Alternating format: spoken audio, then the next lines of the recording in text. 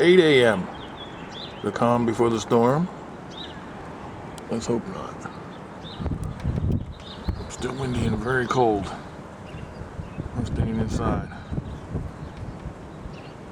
We're watching old Doris Day reruns on the antenna TV.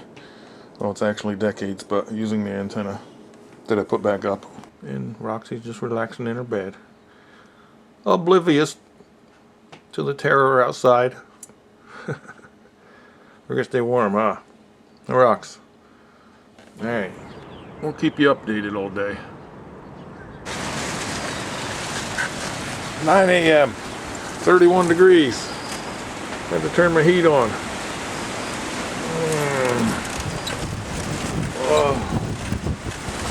Can't stand it no more. Blowing everything all over the place.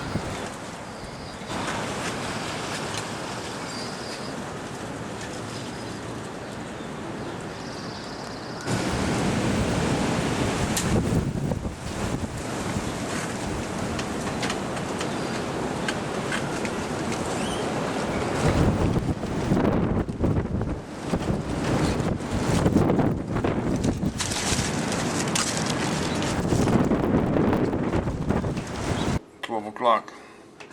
I'm inside trying to take a nap, but still windy as heck out there. 2 p.m. Skies are blue. Windy. Took a little nap. Calmed down a little bit. Boy, it was really blowing and howling when I was in there sleeping. Still frigid cold. Still about 32 degrees. Flowers have been over. One little bent limb, not bad so far. Not bad, not bad. Look at those trees. That's from the last terrible storm we had. Sandra or Sandy, whatever it was. They were giant trees. Came down right on my power lines. That's why I'm so nervous. You know? Alright, it's 5 p.m. 52 degrees, but it still feels real cold. Wasn't too bad from what we were thinking we might get. And I'm glad for that.